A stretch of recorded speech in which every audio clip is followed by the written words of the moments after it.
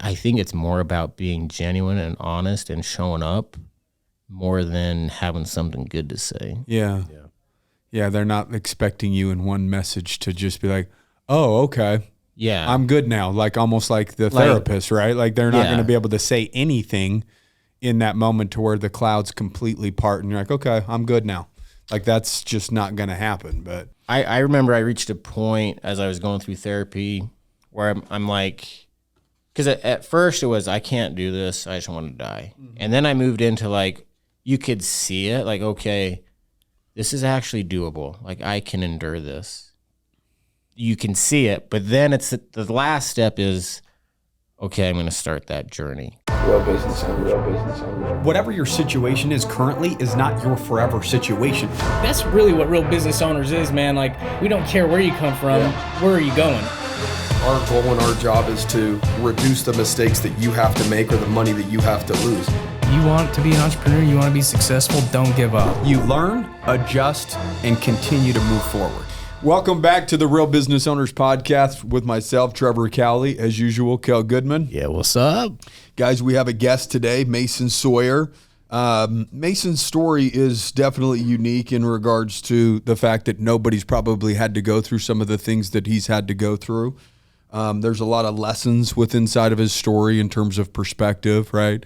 I believe pain brings a whole different perspective, and I would guess you would vouch or co-sign for that statement, right? Yeah, pain's the best. Yeah, and the worst. And the worst, right? Yeah. But it probably makes you look at the world a lot differently after you go through something as tragic as what you've had to go through, right? Sure, yeah. Yeah. So you have a podcast, the 1090 podcast, where it's 10% of what happens to you, 90% how you respond to the situation, right? Couldn't have said it any better. There you go. Well, maybe I'll be your new promoter, you know? So if you pay me right, you know, we can do some deals, dude. You know, your co-host, your promoter. I'll pay you in Mountain Dews, dude, and I'll do air guitar with you. So, yeah, tell us a little bit about your story. So I grew up, loved basketball. That's all I did with my life until I met this girl named Courtney when I was 15. I always viewed girls as like a distraction from basketball, like, so don't do it, man. So what, you were going to go pro and that was going to be your thing, and you're like... Of course. Yeah. Dude, I actually remember I thought I was actually a pretty good little basketball player. Like, I'd kick ass on the playground and stuff.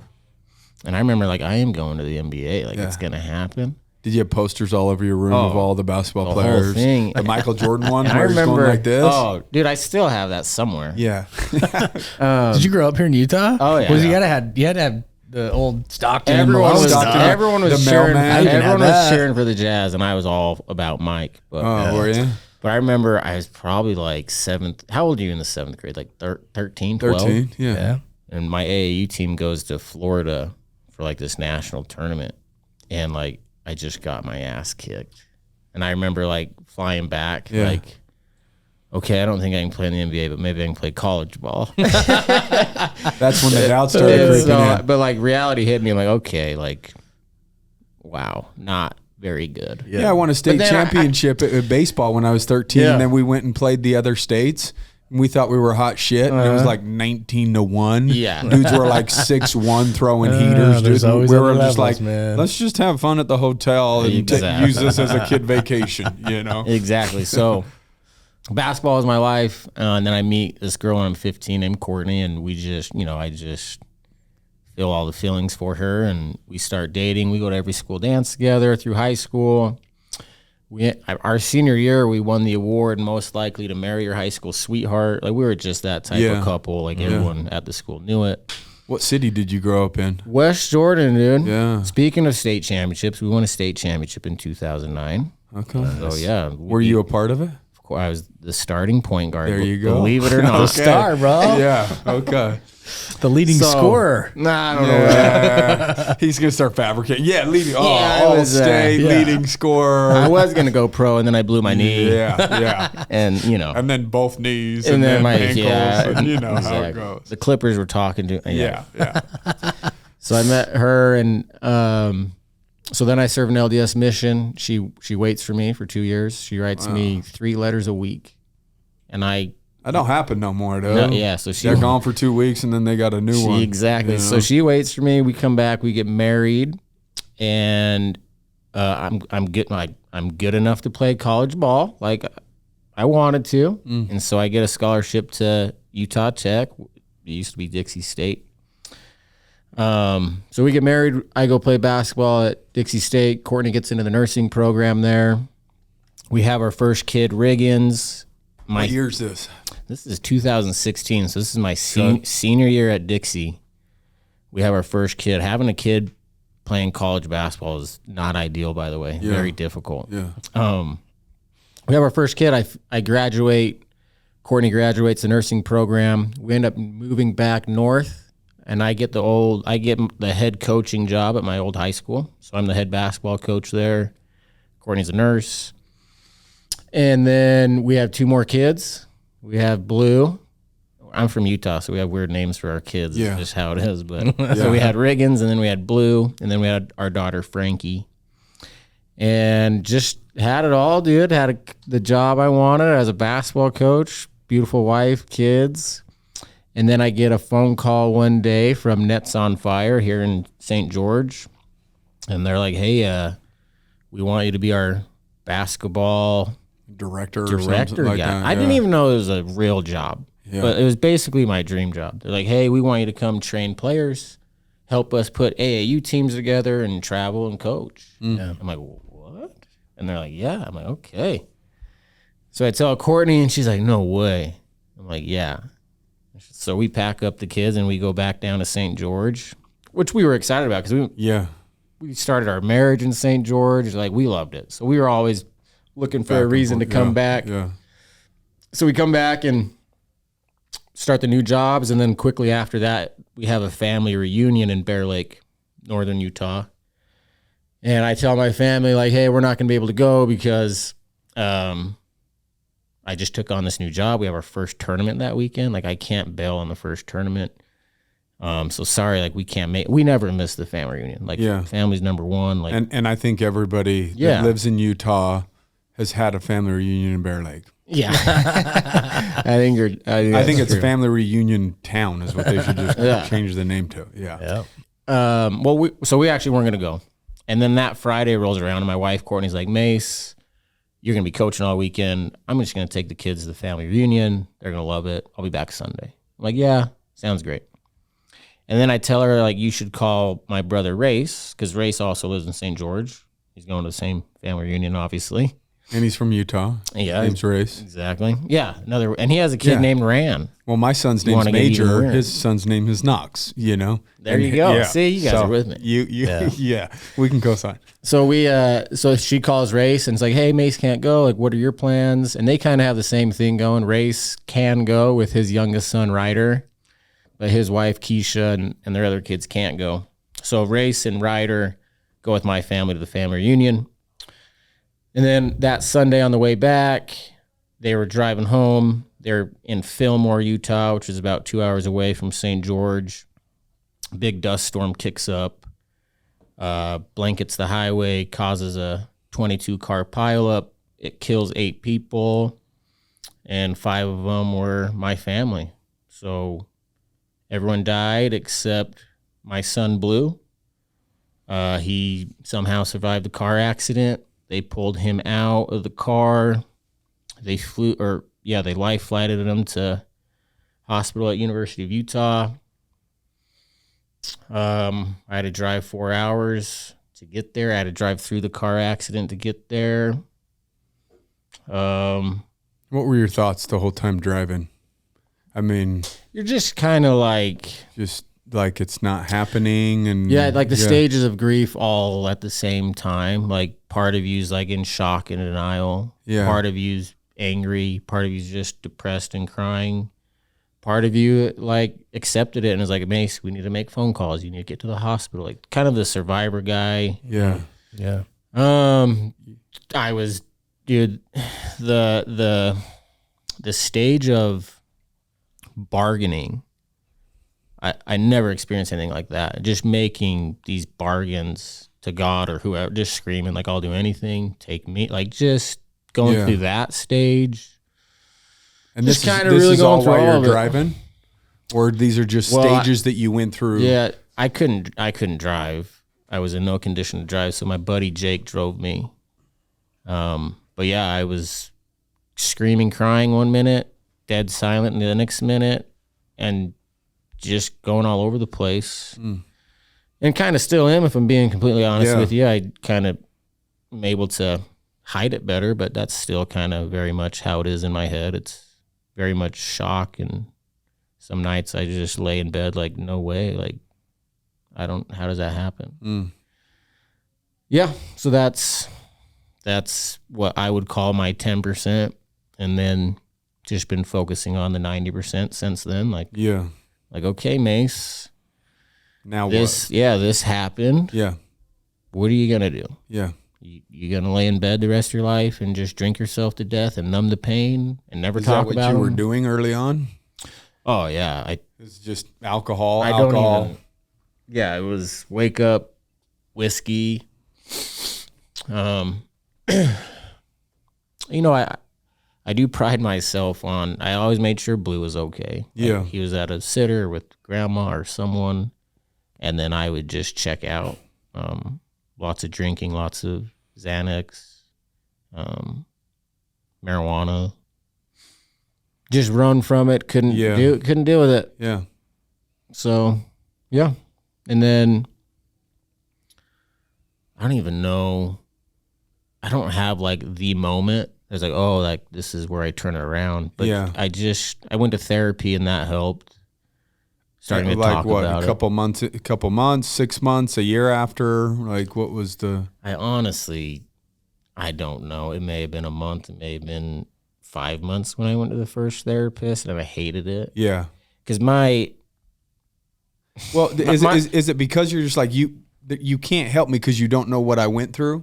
Is it that type of situation? Or? There was definitely that. Yeah. Like, you don't understand. Yeah. Like, you didn't lose a kid. You didn't lose a spouse. You didn't lose it. And just fuels you with anger. But like, that's victimhood though. Like, if you go down that path, what you're really saying is no one can give me advice. No one can help me because no one knows what it's like. So just leave me alone and let me be miserable. And yeah, it's not good. But I think my initial problem with therapy was, and I'd even tell my therapist this, like, just really angry. I'd be like, are we going to get my family back at the end of this therapy session? No. Then what are we doing? Like, what are we doing then? Yeah. What's the point? That's just kind of how I saw it for a very long time. And I went through, I don't know, 4 or 5 therapists. And then I get to this one therapist named Matt Quackenbush, and I do the same thing to him as I did all the other ones. I tell him the night of the accident. I tell him I don't want to live, and then I just stare at him. Like, what do you got for me? Yeah. Make it change. Yeah, and no one handled it well until Matt. So I say that to him. Like, I don't want to live. I don't want to die. I don't know what to do. And he looks at me and he's like, Mace, this car accident is not about you, and it's not about Blue. And it pissed me off. Like, what are you even talking about? But it made me think, like, it was different. Never heard that one before from a therapist. I'm like, okay. So I'm like listening. I'm like, what? Yeah. He's like, Mace, I've heard some terrible stories just like yours. And I got mad at him. And I said, I want to hear some. I didn't believe him. Like, I want to hear some. So he tells me like 2 or 3 stories. I'm like, okay, stop. Like, shit. He's like, yeah, like, you're not alone. Like, people are there with you. Like, there's some bad stories. Yeah. So I'm like, shit. And then he says, Mace, you can lay in bed the rest of your life and say, poor me, why me? And you can drink and you can even kill yourself. I don't think anyone would blame you. And I was shocked with that one. I'm like, what is this guy saying? Like, do you have any idea how close? Like, I'll do it just out of spite for you. Like, I'll do it. But then he follows all this up by saying, but Mace, this is an opportunity for you. As bad as it is and as much as it sucks, like it is, like, this is an opportunity for you. You can help so many people. And then he went through the list. He's like, Mace, tomorrow someone's going to lose a spouse. Someone's going to lose a brother. Someone's going to lose a son or a daughter, nephew, niece. You can help all of them. And it wasn't like everything's better now and I'm going to be a public speaker now and everything's great. But I remember walking out of there like a little more clarity. Like some of the darkness, I was able to see a little bit further down the road. Like it was better. It helped. And then that kind of led me into, well, if I'm going to help people, I need to do some self-help too. Yeah. And clean myself up a little bit. And so went down that road. But I should have mentioned this earlier, but the therapy was great, but Blue, my son surviving, that was the thing that kept me here. Like if it wasn't for that, I'd be like, I'm out of here. How's he doing right now? Blue's doing amazing. He's in kindergarten, and I bought him a little dirt bike, and he just putters around St. George in the desert all day. And that kid, he kept me. I always tell people, it's not about happiness or joy. It's about purpose. Like you need to find a purpose. Yeah. And if you have purpose, that's going to get you through most things, if not anything. And I had purpose with Blue. Yeah. And then, so that carried me for a while. And then I met some other people, and then I found the public speaking and then the podcasting, and met a great girl. I have a girlfriend now, Sammy, who's great, and just kind of slowly trying to get back up from this thing. Yeah. Yeah. So when other, do you get messages when other people are going through difficult things and people are like, hey, I need help? All the time, yeah. Yeah. So do you ever worry about, like with us and even having an Instagram, like people reach out for help and you're like, man, I hope I'm giving like the right advice in the right moment for people. Do you ever feel like having imposter syndrome, like giving advice to people that are going through difficult situations, even though you're more than qualified? That great question. And but I'm very honest about it. Yeah. And even on my podcast, like I start every podcast, like, remember, I don't know what I'm talking about. Like, this is just my story. So like, I don't know. Yeah. But I tell people that all the time. But I think just the honesty people appreciate with me more than anything else. Yeah. They just appreciate that I'm honest and open about it. But a lot of my answers back to these people are like, yeah, that sucks. I'm sorry. Yeah. And sometimes I think that's all they just want to be heard and like, like, thank you. No, they're not alone. Yeah. So I don't know how much great advice I give, but I think it's more about being genuine and honest and showing up more than having something good to say. Yeah. Yeah, they're not expecting you in one message to just be like, oh, okay. Yeah. I'm good now. Like almost like the therapist, right? Like they're not going to be able to say anything in that moment to where the clouds completely part and you're like, okay, I'm good now. Like that's just not going to happen. But yeah, and I do think, and maybe it's not true for everyone, but I remember I reached a point as I was going through therapy where I'm like, because at first it was, I can't do this. I just want to die. Mm-hmm. And then I moved into like, you could see it like, okay, this is actually doable. Like I can endure this. You can see it, but then it's the last step is, okay, I'm going to start that journey because the journey is going to be hell. Yeah. Not good. And so a part of me for a long time was like, okay, I know it needs to be done. I know how to do it. I'm just not ready to do it. I want to be miserable. Yeah. And so I was in that phase for a while. Then I'm like, okay, it's time to, like, for my kid and for other people, like I gotta walk that path now. Yeah. Well, I think that message just right there will resonate with a lot of people because a lot of people know what they need to do. Yeah. They just have to put action behind it, which is the most difficult thing, right?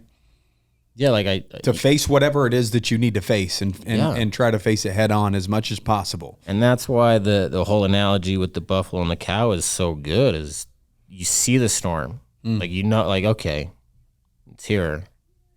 And what are you going to be, the buffalo or the cow type of thing? Yeah. And it took me a while to like, okay, I need to stop running from this thing. Tell the story for those that don't understand the buffalo and the cow, because there's probably many of our listeners that have never heard that. I'd never heard of it either. Yeah, and aren't familiar with it. Which is weird because I love the analogy so much. And I actually got it from my dad. My dad, he went to a grief counseling class because, I mean, think of my dad, like lost his son, daughter-in-law, 3 grandkids, like the pain he's going through. So he's like, he invited me actually. He's like, come to this grief counseling class with me. Like, Dad, I can't commit to like a week. Like I'm not, I don't know what I'm going to be like next week. And it's like, okay. And so he went to it, and then he's like, hey, I went to that grief counseling class, and I heard of this metaphor. I want to share it with you. And the metaphor is, so like buffalo and cows, they both have the ability to sense when a storm's coming. Like they can feel it happening. And cows, when they sense that storm coming, they take off running the other way. They just run away from it.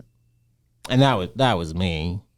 And if I'm being 100% honest, it still is me to some degree. Yeah. Like I have moments where Sure, there's days where you face it head on, and then there's days that you just curl up and just like, look, I don't want to fucking deal with it right now. yeah, very much a cow. And Yeah. and still have a lot of work to do.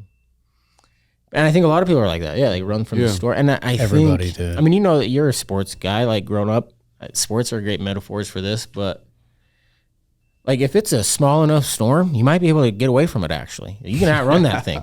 Like no, you can. Like you can find a way. But then a storm eventually in your life is going to catch you. Yeah. And now this medium-sized storm feels like a hurricane because you've never been in any storm ever. Yeah. So you're just like, I don't know what to do. I don't know how to handle this at all. And then, That's so true. but yeah, the cows, man, the storm always catches them. And then the cows, when the storm catches them, they keep running. Yeah. They keep running because their mindset is avoid the pain, avoid the thunder and the lightning or the snow or whatever the type of storm is. Like, no. And they're so hell-bent on that when they're experiencing it, they're just in denial now. Like, no, we're still just going to run. And then they're in the storm way longer than they had to be. They're just doing what they've always done, which Yes. is run. This is all I know how to do. So Never faced adversity. Exactly. Don't even know who I am yeah, yet. And then the buffalo, they have bad vision, so they have to wait a little bit longer than the cows to make sure the storm's close enough. But I know a lot of weird information about buffalo now. But buffalo, when they see the storm, what's their mating call? I don't know about that.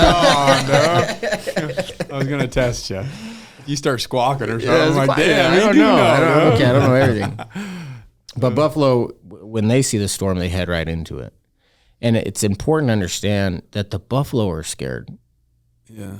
Probably more scared than the cow because they're seeing it and they're heading into it. And that's a very important part to understand. And that was me. Like I could see it, but it's like, I don't know if I'm ready to head into that thing. Mm-hmm. Like I know what needs to be done, but like that looks terrifying. And it is.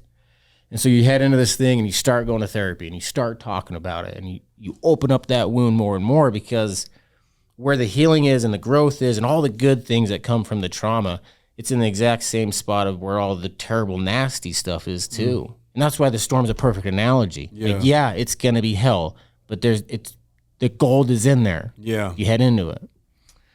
So buffalo head into the storm, and obviously the storm passes through them much quicker, and they get to the other side, and then they get to enjoy what the storm gave them, the fresh grass, fresh air, or whatever, as the cows are still running from it. But my favorite part of the analogy is like if you run from your problems, you're only going to experience the bad parts of it because it's going to catch up to you. Mm-hmm. And when it does, it's only going to be the bad things. But if you can face it head on, you're still going to go through hell.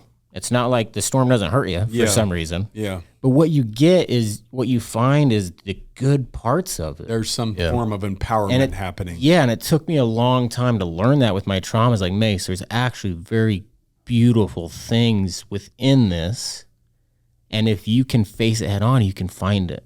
You can get that. But if you're going to run from it, you're just going to experience the storm and the bad weather and the hell. And that's when the analogy really like connected with me is like, yeah, like I'm always going to feel the pain. I'm always going to probably somewhat be in the storm the rest of my life. The pain's never going to go away. But if I can face it head on, I can learn from it. I can grow from it. I can help other people deal with their problems. I can be a better father to my son. I can still have all those things. Do you, I love that analogy, by the way. And let's be real. 99% of motherfuckers are cows. You know well, what even I mean? me, like, that's like, let's just we be all real. are. Yeah, like we all have things in our life. Like, know? yeah, I could be a little more of a buffalo in that aspect of my life. Well, there's for sure. probably there's different types of storms that will hit. Yeah. Right. At different times in your life, right? Whether it's health scare storms, whether it's financial storm, there's always going to be various different storms. Maybe some of them you do face head on like a buffalo, but what are the storms that you are avoiding that you know that you need to be running into, that you are running from, right? Because there's different areas of life and different struggles within inside of those areas, right? Yeah, and like there's no getting around this. Like it's gonna suck. Yeah. And I don't know what else to tell you. And that's what. There's no easy way to grow. There's no easy part of grief. It's gonna be really shitty, but if you put yourself through it, you're gonna grow, man. And that's ultimately the one thing we all want, I think, the ability to keep growing and learning and changing. If you're not doing that, I think that's the definition of hell, right? Like, how has it changed just kind of the way that you live on a day-to-day basis in terms of, trying to find the moments that you can enjoy, or like even when you're with your son, like, is there just that much deeper of a connection because you realize how fragile moments really are and how fragile life is? Yeah, I think just to start with that question, I'm very much a day-to-day guy now. Yeah. Very rarely do I know what the date is. Very rarely do I know what day of the week it is. I don't know. I'm very much day-to-day, and I appreciate so much now. Like every little second I get with my kid. Like today, I one-wheeled here on my one-wheel. Yeah. And I'm on the sidewalk and I'm weaving in and out of traffic, and I'm just loving every aspect of it. Yeah.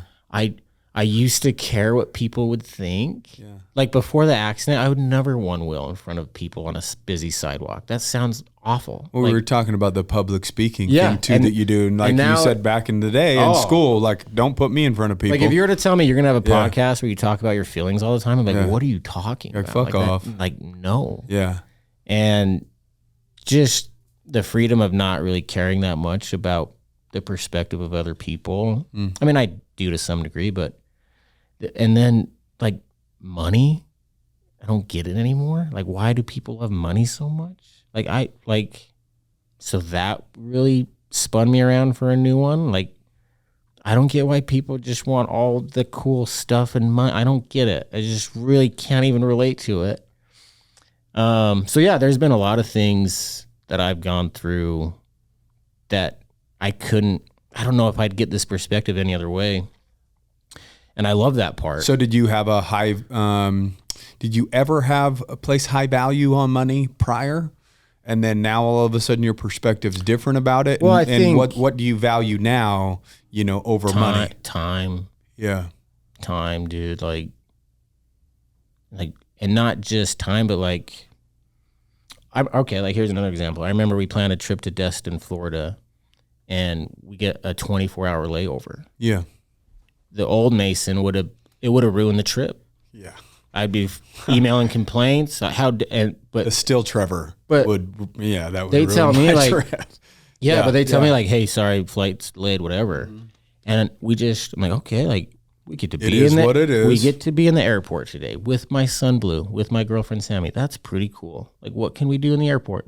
And that's really just, it's very bizarre. Like, I'm just appreciative of whatever moment I'm in that time. And I never used to be that way. But like, dude, and so this is a shitty thing though, guys. Like, okay, I'm just listing all the stuff I love about me now that I didn't used to have. And then that makes me feel really shitty. I have a lot of guilt with that. Like, oh, so you're happy that your family died. Like, well, no, not at all. And so it's like, well, what are you saying then? Yeah. And then it gets very confusing. Yeah. And I hate myself, and I just want to, it gets dark very quick, and you just ride that roller coaster of grief, and you go from into the denial, into the bargaining again, into the anger, and then you get to the acceptance guy again. And I appear normal to people for a little bit until I spin out of that one. So it's very, like, I hope I'm not painting a picture that I just figured out life and I know what I'm doing. Like, I don't know what I'm doing, but Mason's a life coach. Hit him up on 1-800-LIFE coaching. Not for me. But how much do you feel like things are meant to happen, to people now? You know what I mean? Like, well, there's the old like, saying that doesn't happen to you, it happens for you. Well, yeah, for sure. But I just wonder. Matt Blanchard loves that one, Yeah. But Which I don't love. I don't like that. that thought. But yeah. Well, I just wonder how much like going through all of that, right? Like Blue was meant to survive and be this resilience for you to maybe, help with your healing, and then you're going to be able to help with his healing. And so I think about these things as I'm hearing your story. I'm like, man, there is obviously a lot of gifts in it, right? But it's like, are we all just living our lives and our choices really dictate where we go in the world and in our life? Or do you feel like, man, this was just like, I was picked to go through this. Like it was kind of part of my plan down here, right? Like, do you ever just have those thoughts? Yeah. I think, cause sometimes your thoughts like, okay, just the probability of it. Yeah. Like what, like just the chances of my family being in that spot behind that truck in that time with like, so like just that kind of makes you think like, was it supposed to happen? Like you can't help but have those thoughts sometimes. Mm-hmm. But and it's funny that you asked me this because I do some writing some mornings when I wake up because mornings are really hard. And anyway, I was writing and I was talking about this, and I don't remember exactly what I wrote, but it was to the effect of like a lot of people think everything happens for a reason. Yeah, I don't think that. I think good things happen to bad people, bad things happen to good people. There's not a whole lot of rhyme or reason to it. I think life's just a weird combination of order and chaos. Yeah. And I think what we do sometimes is, because I've done this, like, okay, public speaker now. I've gotten dozens of messages from people. You saved my life. You changed my life. It's like, okay, I lost 5 people, but let's just say I've saved 10 people. Yeah. And you start to do these games in your head, like maybe it was supposed to be. And then maybe Jesus and everything, I get to see my family, and it everyone wins, and it's just a happy story, and it's very easy to do that. But I honestly think to my core, it's order and chaos. There's not a whole lot of rhyme and reason to anything. And just because you handle something well, and you have 2020, right? Like after the hindsight's 2020. Yeah. It's easy to look back and be like, it was meant to happen. Like, no, just because you handled it well doesn't mean it was supposed to happen. Because you're trying to turn a negative into a positive any way that you possibly can. Naturally, you might start saying, well, maybe that was. Exactly. So, and I've done that too, but I really think like Gotcha. I could have just not handled this well and killed myself. Yeah. That very well could have happened. Yeah.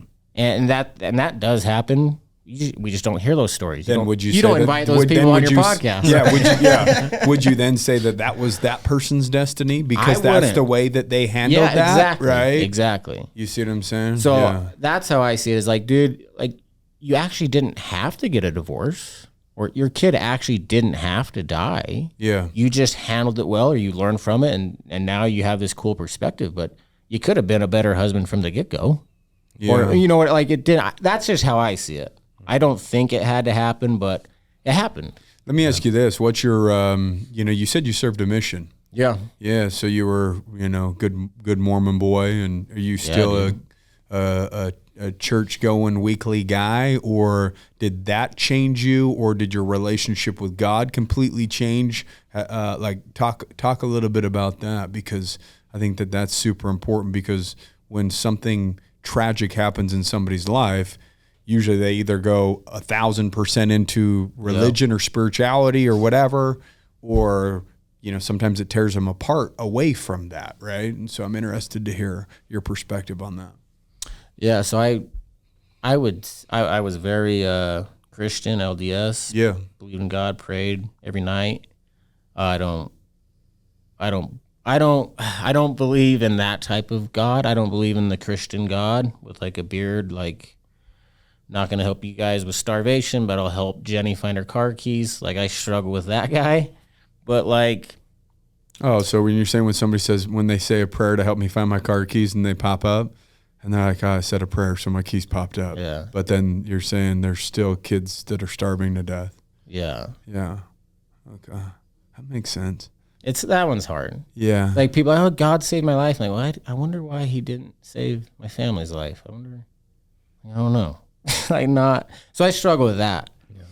But like, I think, like if you want to talk about higher power and how God is in all of us and all of us together, humanity, unity as God.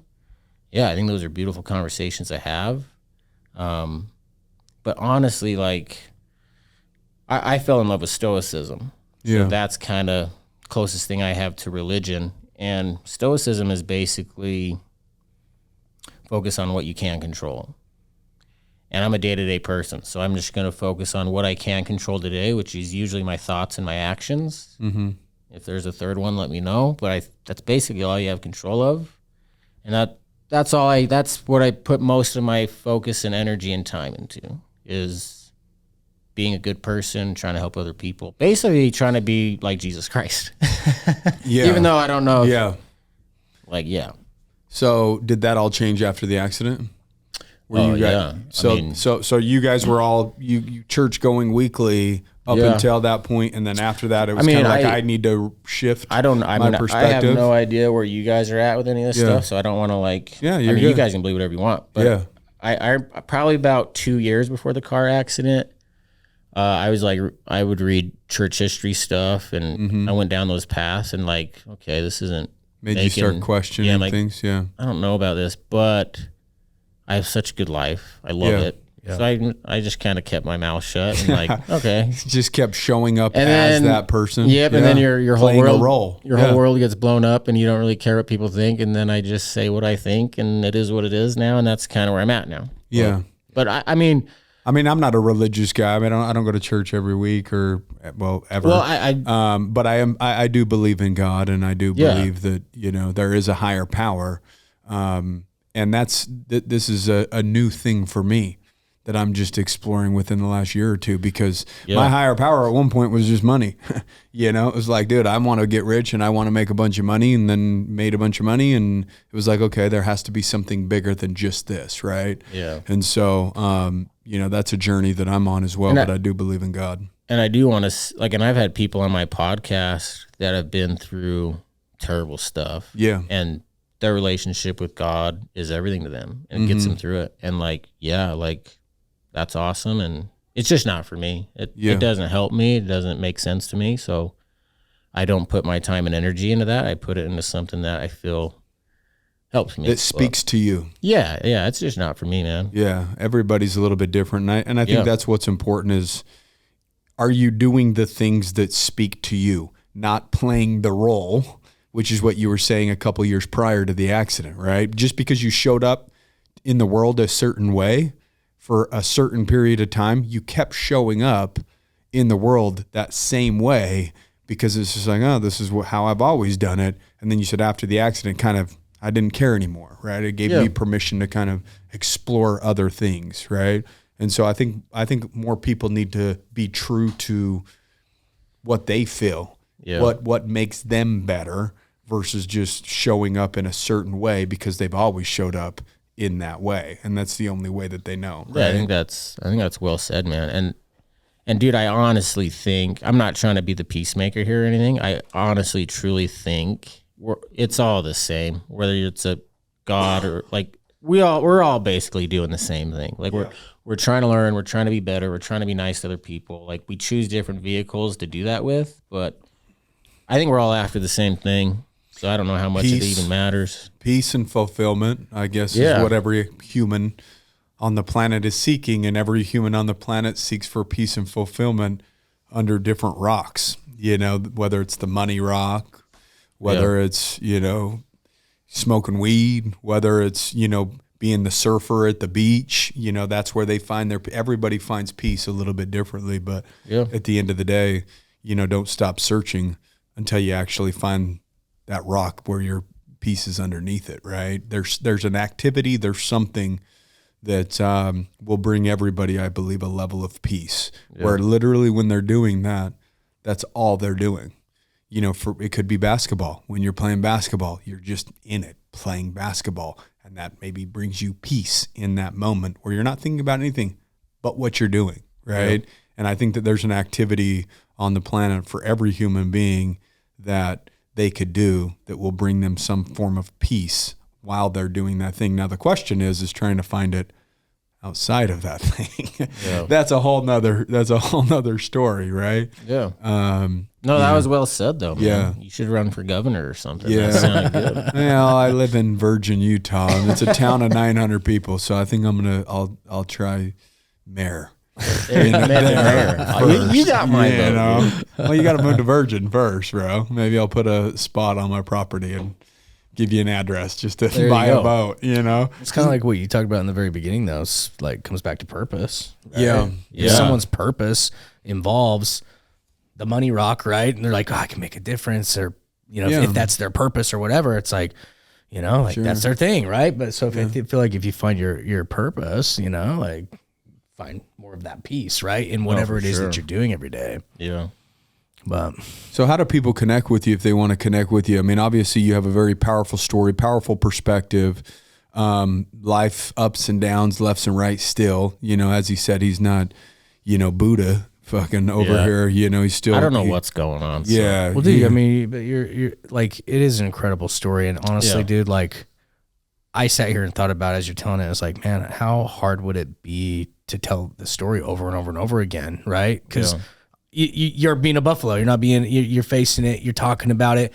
It takes a lot of courage to do that, dude. And it helps a lot of people. Does that I just appreciate does it that so help much. you, speaking about it, continuing to talk about their life and their legacy, or does that bring up pain every single time? Or is there different times where it does bring one and then other times it brings the other? So I think it's both. Like I was talking about earlier, it hurts, but I also, I never feel the love and as close to him as I do when I'm talking, like public speaking. And I just kind of love feeling that. their spirit almost a little bit there. And listen, like opening up and talking about it is hard, but I have to, like, I need it. It's, if anything else, it's for me. Like, so when I get done with a speaking gig or a podcast, like if you didn't like it, like, okay, but I needed to say that. Yeah. And I really think it's just like, I need to talk about it almost like brushing your teeth or eating, like on a daily. Repetitively. Because like I'll talk about it and feel great, and I won't talk about it for a few while, and then the anger and it starts to boil, and then I need to talk about it. And if I don't, the power of communication. different parts of me will I guess it's communicate easy the pain. for people that haven't gone through something, a loss like that. It's like easy for them to think like, oh my gosh, it'd be so hard to talk about every day. But that just put in perspective so much of how you feel closer to them doing it. And So would you advise somebody that did go through something difficult, that is experiencing a lot of pain, and they haven't been able to find even moments, I'm not saying that you're just found peace altogether, but moments of peace, would you say that, or encourage them to talk about what it is that they're going through and talk about their pain, because that may bring them some sort of solace? Yeah, that's one of the parts of 1090 that I talk about, is talking about it, man. It changed my life. Talking about it is important, I think, because accepting it is really hard. It's just hard to accept. And acceptance is an everyday thing. You have to wake up and accept it. And if you can communicate it, if you can talk about it, that's a form of acceptance. So after you talk about it, now, okay, am I going to be a victim with it, or am I going to use it for good? Like, you can decide what you're going to do with it after, but you at least have to talk about it to make it real. Giving your pain purpose rather than just pain to be in pain and bearing that burden. And then, dude, like the other thing, I know we want to wrap up, but I think this is important. Like, another reason why it's so hard to talk about is you're very confused, and you don't even know how to talk about it. Like, I'm really angry. I want to die, but there's another part of you. I don't want to die at all. I want to live for them. I want to make them proud. Yeah. And so you have all these different emotions attached. You don't even know The same coin, how but to two say different it. sides. Yeah. And I was stuck. I don't even know how I'm feeling about it. I don't even know where to start. And that's the whole thing too. Is it's hard, man. It's hard to communicate how you feel. It's just moment by moment. So it's hard to say, well, I feel this way, but then you feel like that you're lying because yesterday you felt this way about it, right? Yeah. So it's just like, how do I feel? Because I feel this way sometimes and this way sometimes. And I remember one time I had so much guilt because I was feeling good. Like, I'm getting all these cool messages, and people are like, oh, thank you. And I was feeling good. And I messaged my therapist. I'm like, hey, I need to have a session. And I go in and talk to him like, Matt, like, I love it. I love that I can help people. I love that. but then I hate it too. Like, how can I ever love it? And he's like, and I'm like, I don't know what to do. And he's like, Mace, it's both. It's both. You can love it and you can hate it at the exact same time. And it's going to be like that for you probably forever. Yeah. Isn't that crazy? It's and like there's like light and dark to everything. Yes. And it's just like, yeah, you're right. Yeah. Right. Yeah. Dude, if I've learned anything through my own therapy stuff, dude, it's like our thoughts, you know, they take practice too, man. Yeah. Our communication, it takes practice too, dude. It's like, just like you were training all these kids to practice in basketball. Yeah. It's like, man, like every day you're waking up and it's just more practice on your thoughts, like your feelings and the time and energy we put on the outside, like the cool tattoos and do your hair and LASIK eye surgery and straighten your teeth and hit the gym.